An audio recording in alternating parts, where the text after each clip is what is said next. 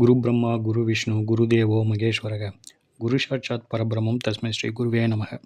ஓம் ஸ்ரீ ராஜகணபதி ஐயனே போற்றி போற்றி.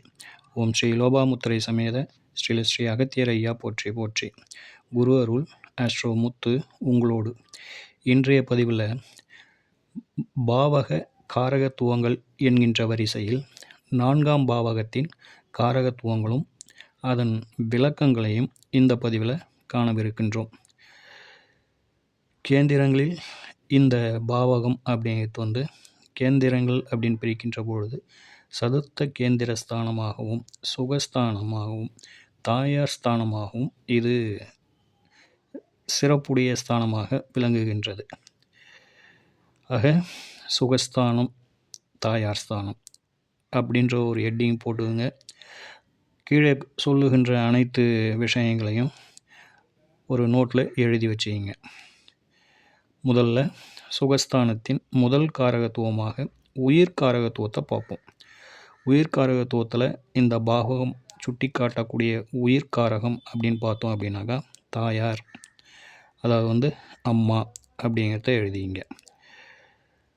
அடுத்ததாக உறுப்புகளை பார்ப்போம். உடல் உறுப்புகள் அப்படின்ற பார்க்கின்ற பொழுது இந்த பாவகம் மார்பகம், இருதயம், நுரையீரல் இந்த மூன்றையும் எழுதிங்க. அடுத்த காரகத்துவமாக இந்த ஸ்தானத்தின் பெயரை சுகஸ்தானம் தான். அதாவது ஜாதகரின் உடல் சுகம் எப்படி இருக்கும், இவருக்கு இல்லற சுகம் சரியான பருவத்தில் கிடைத்து விடுமா, உடலில் ஏதானும் குறைபாடுகள் சீக்கு எதனா இருக்குமா, ஆரோக்கியமானவரா ஆரோக்கியமற்றவரா அப்படின்னு இவரின் சுகத்தை சொல்லக்கூடிய பாவகமாக இந்த பாவகம் திகழ்கின்றது. அடுத்த காரகத்துவமாக வீடு, மனை, வாகனம், பட்டம், பதவி, ஆசிரியர், நர்ஸு, வளர்ப்பு பிராணிகள், நீர்நிலைகள், மனது அப்படின்னாக்கா ஒருவருடைய மனசு அப்படின்னு எழுதிங்க. ஒழுக்கம், விவசாயம். இது இப்போது சொல்லப்பட்ட இந்த காரகத்துவங்கள் ரொம்ப இம்பார்ட்டண்டான ஒரு காரகத்துவங்கள். பெரும்பாலும் இதை சார்ந்த கேள்விகள் தான் ஒரு ஜாதகருக்கு அல்லது ஒரு ஜோதிடருக்கு ஒரு கேள்வியாக அதிகமாக வரக்கூடிய இந்த பாவம் சார்ந்து கேள்விகள் என்ன வரும்னாக்கா, இப்போ நம்ம சொன்ன விஷயங்கள்லேருந்து தான் கேள்விகள் வரும். ஒன்று அம்மாவை பற்றி கேட்பாங்க, இல்லைனாக்கா கல்வியை பற்றி கேட்பாங்க, சொத்தை பற்றி கேட்பாங்க, எனக்கு இன்னும் தாம்பத்திய சுகம் கிடைக்கல அப்படிங்கிற மாதிரியான ஒரு சில நேரங்களில் கேள்விகளை கேட்பாங்க. அதனால் எதெல்லாம் ரொம்ப முக்கியமான காரகத்துவங்களோ அது அனைத்தையும் உங்களுக்கு இந்த பதிவு கொடுத்துருக்கேன். இதை தவிர்த்து வேறு எங்கேயேனும் ஏதேனும் எவரேனும் ஆசிரியர்கள், ஜோதிட ஆசிரியர்கள் உங்களுக்கு அல்லது நீங்கள் புத்தகத்தில் வேறு எங்கன்னா வாசிச்சிருக்கலாம். அப்போது இதை தவிர்த்து வேறு ஏதேனும் காரகத்துவங்கள் கொடுத்திருந்தாலும் அதனோடு இதையும் சேர்த்து கொள்ளுங்கள் அப்படிங்கிறது என்னுடைய பரிந்துரையாக இருக்குது. ஏன்னா நாம் வாசிக்கின்ற பொழுது அல்லது இந்த பதிவை செய்கின்ற பொழுது சில நேரங்களில் சில காரகத்துவங்கள் அந்த நேரத்துக்கு ஒரு ஞாபகமின்மை காரணியாக விடுபட்டு இருக்கலாம். அதனால் இந்த காரகத்துவத்தை சொல்லலையே அப்படின்ற ஒரு மனோநிலை உங்களுக்கு ஏற்பட்டு இருக்கலாம். அதற்கு வேணும்னேன்னு செய்யறத அர்த்தம் இல்லை. அந்த நேரத்தில் அந்த காரகத்துவம் ஞாபகத்துக்கு வந்திருக்காது, அவ்வளவுதான். அதற்காக தான் வேறு ஆசிரியர்கள் எவரேனும் ஒரு இதை விட கூடுதலான காரகத்துவங்களை கொடுத்துருந்தா அதையும் சேர்த்து கொள்ளுங்கள் அப்படிங்கிறது என்னுடைய பரிந்துரையாக இருக்கின்றது. இப்போது காரகத்துவங்களை சொல்லி முடித்தாச்சு. நம்ம அதற்கான விளக்கங்களை சொல்லுவோம். எப்படி ஒரு விஷயத்தை ஆய்வு செய்வது, இந்த காரகத்துவங்களை எப்படி ஆய்வு செய்யுது, அதுதான் ஒரு விளக்கம், எடுத்துக்காட்டுன்னு கூட சொல்லலாம். இப்போது எதை பற்றிய ஒரு ஆய்வுக்கு நீங்கள் போனீங்க அப்படின்னாலும் 3 விஷயங்களை எப்பயும் ஞாபகம் வச்சிங்க. அதாவது காரகம், பாவகம், பாவாதிபதி. இந்த 3 நிலைகளும் நன்றாக இருந்துவிட்டால் நாம் எதை பற்றி சிந்தித்து ஆய்வு செய்கின்றோமோ அந்த பலன் ஜாதகருக்கு நன்மையாக இருக்கின்றது அல்லது சிறப்பாக இருக்கிறது அப்படிங்கிறது பொருள். இந்த 3 நிலைகளும் பலவீனம் அடைந்து விட்டால் அதில் ஒரு சங்கடம் இருக்கிறது அப்படிங்கிறத நம்ம ஒரு முடிவுக்கு வந்துடணும். இதுதான் இந்த பாவகம் அப்படின்றதுல, இந்த காரகத்துவம்ன்றதுல எதை சிந்தித்தாலும் இந்த 3 விஷயங்களையும் அவசியம் கூர்ந்து கவனியுங்கள் அப்படிங்கிறது ஒரு ஜோதிடராய் அடியேனது பரிந்துரை.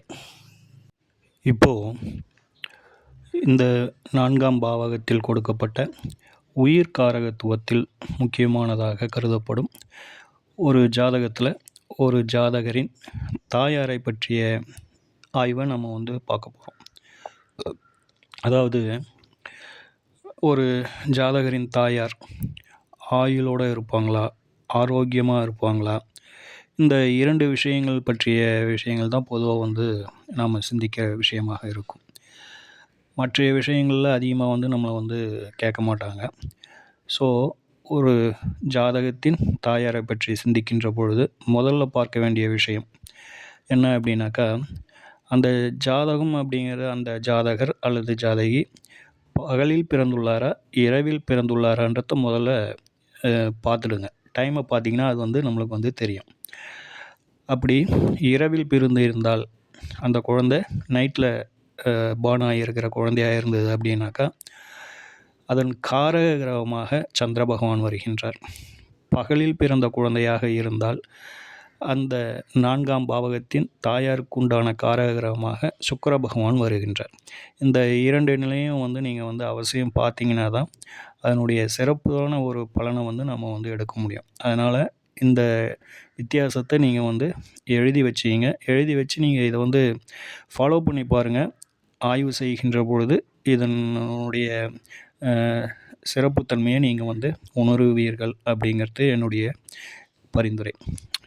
இப்போ நான் சொல்கிற மாதிரி முதல்ல ஒரு கட்டம் போட்டுங்க, கிரகங்களை சொல்கிறேன். அதுக்கு அடுத்ததாக நம்ம சொல்கிற விளக்கங்களை அப்படியே எழுதிக்கிட்டே வாங்க, பார்த்துக்கிட்டே வாங்க. உங்களுக்கு நிச்சயமாக கொஞ்சம் ஈஸியாகவே புரிகிற மாதிரியே இருக்கும் அப்படிங்கிறது ஒரு நிலைப்பாடு.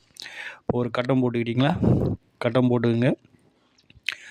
லக்னமாக கடக லக்னத்தை எழுதுங்க. அடுத்ததாக துளாராசி எடுத்துங்க. 1, 2, 3, 4 4ஆம் பாவத்தில் லக்னம் கடக லக்னம், 4ஆம் பாவகம் என்று சொல்லக்கூடிய துலாத்தில் சுக்கிர பகவானையும் புத பகவானையும் எழுதுங்க. அடுத்ததாக விருச்சிகத்தில் சூரிய பகவான், கேது பகவான். அடுத்ததாக மகரத்தில் சந்திர பகவான், சனீஸ்வர பகவான். அடுத்ததாக மீனத்தில் செவ்வாய் பகவான், ரிஷபத்தில் ராகு பகவான். இதில் குரு பகவானை மட்டும் சொல்லலை, இருக்கட்டும். அவர் இந்த ஜாதகத்துக்கு சரி குரு பகவானையும் எழுதிங்க. அப்போ தான் குருவின் பார்வை இருக்குதான்னு நீங்கள் பார்க்குறதுக்கு உங்களுக்கு சிறப்பாக இருக்கும். அதனால் குரு பகவானை மகரத்துலேயே எழுதிங்க. இப்போ சொல்லப்பட்ட கட்டங்கள் தேதி கொடுக்கல, டைம் கொடுக்கல. பட் ஆனால் இது ஒரு உண்மையான ஜாதகம் தான். இப்போது கட்டத்தில் கிரகங்கள்லாம் அடைவு செய்தாச்சு. இப்போது ஒரு 2 செகண்ட் உங்களுக்கு எதனா தெரியுதா பாருங்கள், எதனா முடிவுக்கு வர முடியுதா பாருங்கள். ஏன்னா 4ஆம் பாவாதிபதி ஆட்சியாக இருக்கிறார் அப்படிங்கிற ஒரு நிலைப்பாடு இருக்குது. அதுக்கு அடுத்ததாக பார்த்தோம்னா பஞ்சமஸ்தானத்தில் சூரிய பகவான், கேது பகவான், 7ஆம் இடத்துல குரு பகவான், சனி பகவான், சந்திர பகவான், பாக்கியஸ்தானத்தில் செவ்வாய் பகவான், மீனத்தில் லாபஸ்தானம் என்று அழைக்கப்படும் 11ஆம் பாவகத்தில் ராகு பகவான். ஓகேங்களா? கிரக நிலைகள்லாம் 9 கிரகங்கள் வந்துருக்குதா பார்த்துங்க. எல்லாம் பர்ஃபெக்டாக இருக்கும் அப்படின்னு சொல்லிட்டு நம்புகிறேன். இப்போ நாம் ஆய்வு செய்கிறது 4ஆம் பாவகம். இந்த குழந்தையை பொறுத்தவரையிலும் இது ஒரு ஆண் குழந்தை. இந்த குழந்தையை பொறுத்தவரையிலும் இரவில் பிறந்த குழந்தை அப்படிங்கிறத நோட்டில் எழுதி வச்சுக்கிங்க. சரிங்களா? ரைட். இப்போது தாயாரை பற்றி சிந்திக்கிறோம். தாயாரி குறிக்கக்கூடிய பாவகம் 4. 4ஆம் பாவத்தில் அதன் அதிபதி சுக்கிர பகவான் ஆட்சி பெற்றிருக்கின்றார். இது ஒரு நல்ல விஷயந்தான் அப்படின்னு இல்லைங்களா? ஆட்சி பெற்று இருக்கும்போது பலம் தானே அப்படின்ற ஒரு நிலைப்பாடு. ரைட். இப்போது அடுத்து நாம் எந்த நிலைக்கு போகணும் அப்படின்னாக்கா, சுகாதிபதி என்று சொல்லக்கூடிய சுக்கிர பகவான் யாரோட சேர்ந்திருக்கிறாருன்னு பார்க்கணும். அவரோட சேர்க்கை பெற்ற கிரகம் 3 மற்றும் 12க்கு அதிபதியான விரையாதிபதியான புத பகவானோட சேர்ந்திருக்கிறார். ரைட். அவரை பார்த்த கிரகங்கள் எதனா இருக்குதான்னு பார்க்கணும். அந்த வகையில் வந்து சனீஸ்வர பகவானும் செவ்வாய் பகவானும் சேர்ந்து பார்க்குறாங்க. அதாவது வந்து காலபுருஷனுக்கு அட்டமாதிபதியும் காலபுருஷனுக்கு பாதகாதிபதியும் இருவரும் சேர்ந்து பார்க்கின்ற இந்த ஒரு நிலை வந்து ஒரு துர்பாக்கிய நிலை தான். அதாவது இவங்க 2 பேரும் சேர்ந்து ஒரு இடத்த பார்த்தாங்க அப்படின்னாக்கா அந்த பாவகத்தின் பலன்கள் அவுட் அப்படின்னு தான் நம்ம வந்து சொல்லணும். இந்த ஜாதகத்தை பாருங்கள். கூடுதலாக இந்த ஜாதகத்திற்கு சனீஸ்வர பகவானை பொறுத்தவரைக்கும் அட்டமாதிபதி அப்படிங்கிறதையும் நம்ம வந்து கூடுதலாக வந்து நம்ம வந்து மைண்டில் வச்சுக்கணும். ஓகேங்களா? அப்போது பாவகமும் பாவாதிபதியும் இங்கே பலவீனப்பட்டாங்க அப்படிங்கிறது ஒரு தகவல். அடுத்ததாக எந்த ஒரு கிரகத்துக்கு பார்த்தாலும் அதனுடைய ஆயுளை பற்றி சிந்திக்கின்ற பொழுது அந்த பாவத்துக்கு 8ஆம் பாவத்தை பார்க்கணும். அப்படி பார்க்கின்ற பொழுது 4ஆம் பாவத்திற்கு 8ஆம் பாவகம் அப்படிங்கிறது 11ஆம் பாவகம். அப்போது அந்த இடத்துல பார்த்தீங்க அப்படின்னாக்கா ராகு பகவான் இருக்கிறார். அதை வந்து சூரிய பகவான் பார்க்கின்றார். அப்போது 2 பாவக்கோள்கள் வந்து அந்த இடத்த பார்க்குது, தொடர்பு பெறுது. ஸோ அதனால் வந்து கஷ்ட நஷ்டங்களை இந்த தாயார் அனுபவிக்க போகிறாங்க அப்படிங்கிறத வந்து இந்த தொடர்பு நம்மளுக்கு எடுத்து சொல்லுது. இது போன்ற நிலைகள் இருக்கின்ற பொழுது தாயார் அப்படிங்கிற ஒரு அமைப்புக்கு ஒரு சங்கடம் இருக்குது அப்படிங்கிறத வந்து இது வந்து தெளிவாக புரிய வைக்குது.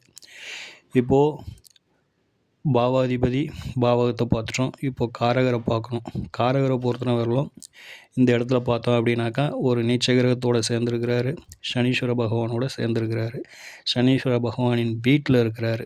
இது வந்து அந்த அளவுக்கு வந்து ஒரு சிறந்த நிலை அல்ல அப்படிங்கிறத நீங்கள் புரிஞ்சுக்கணும். கூடுதலாக சனீஸ்வர பகவான் இது சந்திர பகவான் நின்ற நட்சத்திரம்னு பார்த்தோம்னா அவர் நின்றது வந்து திருவோணம் 3ஆம் பாதம். அந்த திருவோணம் அப்படிங்கிறது வந்து அம்சத்தில் பார்த்தோம் அப்படின்னாக்கா மிதுனத்தில் வரும். ஆக இதுவும் வந்து சிறப்பு இல்லை. அதாவது வந்து அஷ்டகாம்சம் பெறுது அம்சத்தில். ஆக காரகிரகமும் சிறப்பு இல்லாமல் போயிடுச்சு. ஸோ இது போன்று காரகம், பாவகம், பாவாதிபதி அப்படின்ற இந்த 3 அமைப்புகளும் அது பலவீனப்படுகின்ற பொழுது அந்த பாவகத்தில் சொல்லப்பட்ட உயிர்காரகத்துவமான இப்போ நம்ம தாயாரை பற்றி சிந்திச்சதுனால தாயார் என்ற அமைப்பு இவங்களுக்கு சிறப்பில்லை அப்படின்றத நம்ம புரிஞ்சுக்கணும். ஆக இவர் பிறந்த ஒரு 10 நாளுக்குள்ளாகவே இந்த ஜாதகரின் தாயார் மரணித்து விட்டார் அப்படிங்கிறது தான் இந்த ஜாதகத்தில் சொல்லப்படுற ஒரு விஷயமாக இருக்கின்றது. ஆக தாயாரை பற்றி சிந்திக்கின்ற பொழுது இப்படியெல்லாம் நம்ம ஆய்வு செய்தோம் அப்படின்னாக்கா அதனுடைய ரிசல்ட் நம்மளுக்கு கண்டிப்பாக வந்து ஒரு 90% நம்ம வந்து அச்சீவ் பண்ணிடலாம் அப்படிங்கிறது உங்களுக்கு இதன் மூலம் தெரிஞ்சிருக்கும். அடுத்ததாக சுகம், அதாவது வந்து ஒருவரின் ஆரோக்கியத்தை பற்றி சொல்லக்கூடிய ஒரு காரகம். இதை பொறுத்தவரையிலும் இதுவும் வந்து 4ஆம் பாவத்தை சார்ந்த காரகத்துவம் தான். இதை எப்படி ஆய்வு செய்யணும் அப்படின்னாக்கா 4+6 இந்த சேர்க்கை இருந்தது அப்படின்னாக்கா அவங்களுக்கு வந்து உடல் உபாதைகள் உண்டு அப்படிங்கிற மாதிரியான ஒரு முதல் அறிகுறி. இதுதான் வந்து இப்போ ஒரு ஃபஸ்ட்டு ஸ்டெப். 4-6 சேர்க்கை, அதாவது வந்து 4ஆம் பாவாதிபதியும் 6ஆம் அதிபதியும் தொடர்பு அப்படிங்கிறது வந்து பார்வை, சேர்க்கை அப்படிங்கிற ஒரு அமைப்பு, அல்லது 4ஆம் அதிபதி 6ஆம் அதிபதியின் சாரத்தில் இருப்பது, இது போன்ற நிலைப்பாடுகள் வந்து தொடர்பு அப்படிங்கிற ஒரு நிலையை புரிஞ்சுக்கிங்க. அடுத்து காரக கிரகமான சந்திர பகவான் வந்து சனீஸ்வர பகவானின் சாரத்தில் இருப்பது, சனீஸ்வர பகவானின் வீட்டில் இருப்பது, சனீஸ்வர பகவானோடு சேர்ந்து இருப்பது, சனீஸ்வர பகவானின் பார்வையை பெறுவது. இந்த அமைப்பு இருக்கிறவங்களுக்கு இந்த 2மே வந்து சேர்ந்து இருக்குதுன்னு வச்சுங்க. இப்போது உதாரணமாக வந்து சந்திர பகவான் காரகரான சந்திர பகவானுக்கு சனீஸ்வர பகவானின் தொடர்பு இருந்ததா அது பிணி அப்படின்றத மைண்டில் வச்சுக்கிங்க. அந்த ஒரு கேள்வி வந்துடுச்சு அப்படின்னாக்கா அந்த நேரத்துக்கு மட்டும்தான் இந்த பதிலை வந்து நம்ம வந்து சிந்திக்கணும். இதுவே வந்து சந்திரன் சனி பகவான் சேர்க்கை அப்படிங்கிறது அவங்களுக்கு வந்து வேறு ஆங்கில யோசிச்சோம்னா தொழில் சார்ந்த விஷயங்களில் ஆய்வு செய்தோம் அப்படின்னாக்கா அது வேறு ரிசல்ட்டை கொடுக்கும். ஆக எதற்காக சிந்திக்கின்றோம் அப்படிங்கிறது ரொம்ப முக்கியம். கேள்வின்னு ஒன்று வந்துடுச்சுன்னா அந்த கேள்வியை முதல்ல உள்வாங்கிக்கணும். அதுக்குண்டான கிரக நிலைகளை அதன் போக்கிலே நம்ம வந்து சேர்த்து சேர்த்து பார்க்கணும் அப்படிங்கிறத புரிஞ்சுக்கிங்க. ஆக ஒரு ஜாதகத்தில் வந்து சுகம் அது எப்படி இருக்குது, அது பலவீனப்பட்டிருக்குதா, சீக்காளியாக இருக்கிறாரா, நோஞ்சானா இருக்கிறாரா அப்படிங்கிறதெல்லாம் பார்க்கணும் அப்படின்னாக்கா, ஆய்வு செய்யணும் அப்படின்னாக்கா, பாவக தொடர்புன்னு வந்துட்டாக்கா 4, 6 தொடர்பு, கிரக தொடர்பு அப்படின்னு சொல்லிட்டு வந்துடுச்சு அப்படின்னாக்கா சந்திர பகவான், சனீஸ்வர பகவான், உடல்காரகர் சந்திர பகவான், பிணிக்கு காரகர் சனீஸ்வர பகவான். இந்த ரெண்டுமே வந்து ஒரு ஜாதகத்தில் இருக்குது அப்படின்னாக்கா உடல் உபாதைகள் உண்டு உங்களுக்கு அப்படின்னு சொல்லிட்டு சொல்லணும். அது எது போன்ற உபாதைகள் அப்படிங்கிறது அது அடுத்த நிலை. முதல்ல வந்து இருக்குதா இல்லையான்றத முதல்ல தெரிஞ்சுக்குவோம். சரிங்களா? அடுத்ததாக மனசு அப்படின்னு சொல்லிட்டு சொல்லியிருக்கோம். மனம், அதாவது வந்து ஒரு சிலர்லாம் சொல்ல நாம் வந்து கேள்விப்பட்டிருப்போம். மனசே சரியில்லைங்க, மனசே ஒரே பாரமாக இருக்குது, மன அழுத்தம் அதிகமாக இருக்குது, இப்படியெல்லாம் ஒரு சிலர் வந்து சொல்ல நாம் கேள்விப்பட்டிருப்போம்.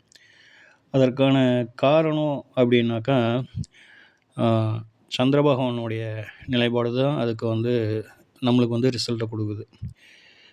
சந்திர பகவான் வந்து சனீஸ்வர பகவான், செவ்வாய் பகவான், ராகு பகவான், கேது பகவான் இப்படி பாவக்கோள்களோடு சேர்ந்துட்டாரு அப்படின்னாக்கா அவங்களுக்கு வந்து அந்த மனசில் நிம்மதி இல்லை, மன ஒரு வெறுப்பாக இருக்குது, தனிமையாக இருக்கிறாங்க அப்படிங்கிற ஒரு நிலைப்பாடெல்லாம் இந்த கிரக சேர்க்கைகள் தான் வந்து முதன்மையாக வந்து நமக்கு வந்து எடுத்து சொல்லுது. ஆக காரக கிரகமான சந்திர பகவான் வந்து சனீஸ்வர பகவானோட சேர்வது, ராகு பகவானோட சேர்வது, கேது பகவானோட சேர்வது, இந்த அமைப்புகள் எல்லாமே வந்து அவங்கள வந்து மன நிம்மதி இல்லாதவர்களாக செய்து விடுகிறது அப்படிங்கிறது தான் இதனுடைய ரிசல்ட். சரிங்களா? அடுத்ததாக வாகனம் அடுத்ததாக பார்த்தோம் அப்படின்னாலும் வீடு. இந்த இரண்டுக்குமான ஒரு காரக கிரகங்கள் அப்படின்னு எடுத்துக்கிட்டோம் அப்படின்னாக்கா சொகுசு வாகனங்களுக்கு வந்து சுக்கிர பகவானும், கனரக வாகனங்கள் அப்படின்னு சொல்லக்கூடிய இந்த லாரி, ட்ரக்கு இது போன்ற வாகனங்களுக்கு செவ்வாய் பகவானையும் நம்ம வந்து இணைச்சி பார்க்கணும். ஸோ ஒரு ஜாதகத்தில் வந்து 4ஆம் பாவமும் நன்றாக இருந்து கூடுதலாக காரக கிரகங்களான சுக்கிர பகவான் நன்றாக இருந்து அவர்களின் தசாபுத்தி வருகின்ற கால நேரங்களில் வாகனங்கள் நல்லா சிறப்பாக அமைஞ்சிடும். இவர்கள் வந்து இந்த 2 நிலையில் எதனா ஒரு நிலை இதுவாக இருந்தாலும் வந்துட்டு கொஞ்ச நாள் இருந்துட்டு நம்ம கையை விட்டு போயிடுது அப்படிங்கிற மாதிரியான ஒரு நிலைப்பாடு. ஸோ இதுக்கான காரக கிரகமாக, வாகனத்திற்கான காரக கிரகமான இந்த லக்ஸரி வெஹிக்கிள்ஸ்னு சொல்லுவோம் இல்லைங்களா, அந்த லக்ஸரி வெஹிக்கிள்ஸ்க்கு அத்தனைக்குமே நம்ம சொந்தமாக ஓனாக யூஸ் பண்ணுற அந்த வாகனங்களுக்கு சுக்கிர பகவானையும் 4ஆம் பாவகத்தையும் இணைத்து பரிசோதனை செய்து பாருங்கள், உங்களுக்கு ரிசல்ட்டு நிச்சயம் கிடைக்கும். அடுத்ததாக வீடு அப்படின்னு வருகின்ற பொழுது அது ஒரு காலி ஃப்ளாட் வாங்குகிறோமா, அது விவசாய நிலமா அப்படிங்கிறதுலாம் தனித்தனியாக பிரிக்கணும். அது வீடு சொத்தாக வாங்குகிறோமா, ஒரு வீடாக வாங்குகிறோமா அப்படிங்கிறதெல்லாம் நம்ம பகுத்து பார்த்து தான் நம்ம வந்து ஒரு ஆய்வுக்கு போகணும். அந்த வகையில் பொறுத்தவரையிலும் காலி நிலம் அப்படின்னாக்கா புத பகவானை எடுத்துக்கோங்க. அடுத்ததாக வந்து ஒரு புது ஃப்ளாட்டு புதுசாக இருக்குது அப்படின்னாக்கா சுக்கிர பகவான், செவ்வாய் பகவான். ஒரு இதுலையே வந்து பழைய அப்படின்ற ஒரு காரகம் இணைஞ்சது அப்படின்னாக்கா காரக கிரகத்தோட சனீஸ்வர பகவான் சம்மந்தப்படுகின்ற பொழுது அது ஏற்கனவே உபயோகித்த ஒரு இடமா இருக்கும், அல்லது வீடாக இருக்கும், அல்லது பழைய வீடாக இருக்கும் அப்படிங்கிற மாதிரியான ஒரு நிலைப்பாடு. சொல்லப்பட்டது உங்களுக்கு புரிஞ்சிருக்கும்னு நினைக்கிறேன். அதாவது வந்து முதல்லையே நம்ம வந்து எது போன்ற கேள்வியை வாடிக்கையாளர்கள் கேட்குறாங்க அப்படின்றத முதல்ல நாம் உள்வாங்கிடணும். ஸோ அவங்க சொல்கிறது வந்து ஒரு காலி நிலம் வாங்க போகிறேன், ஒரு ஃப்ளாட் வாங்க போகிறேன், அது வந்து அப்படின்னும்பொழுது முதல் ப்ரியாரிட்டி புதனுக்கு. அடுத்ததாக வீடு கட்ட போகிறேன் அப்படின்னாக்கா செவ்வாய். அடுத்ததாக அதிலையே வந்து பழைய வீடு, உபயோகித்த வீடு சனீஸ்வர பகவான். இப்படி ஒவ்வொரு நிலைக்கும் அதனுடைய காரக கிரகங்கள் கூடிக்கிட்டே வருவாங்க. அதையும் கொஞ்சம் கூர்ந்து கவனித்து நம்ம பலன் எடுக்கின்ற பொழுது அது சிறப்பான ஒரு பலனை தரும் அப்படின்னு சிந்திச்சுக்கங்க. கொடுக்கப்பட்ட காரகத்துவங்களை பொறுத்தவரையிலும் இப்போ நாம் ஒரு 2-3 விஷயங்களுக்கு விளக்கம் கொடுத்துருக்கோம். இதே போல் நீங்களும் முயற்சி செய்யுங்க. முயற்சி செய்ய செய்ய தான் நம்மளுடைய விடாமுயற்சியும் தொடர் பயிற்சியும் தான் நம்மளை ஒரு தனித்துவமாக காட்டுறதுக்கான ஒரு பக்குவத்தை கொடுக்குது. அதனால் நீங்களும் சொந்தமாக தொடர்ந்து முயற்சி செய்யுங்க, பழகுங்கள் ஜோதிடத்தை. நிச்சயமாக அது ஒரு நல்ல பலனையும் உங்களுக்கு கொடுக்கும். ஓம் ஸ்ரீ ராஜகணபதி ஐயா அவர்களின் அருளோடும், ஓம் ஸ்ரீ லோபாமுத்திரை சமேத ஸ்ரீ அகத்தியர் ஐயா அவர்களின் ஆசியோடும் அனைவருக்கும் வாழ்வில் நலமும் வளமும் கிடைக்கப்பெற்று ஆனந்தமும் மகிழ்ச்சியும் என்றென்றும் நிலைத்திருக்கட்டும். வாழ்க வளமுடன், வாழ்க பல்லாண்டு. மீண்டும் அடுத்த பதிவில் சந்திப்போம். நன்றிகள், வணக்கம்.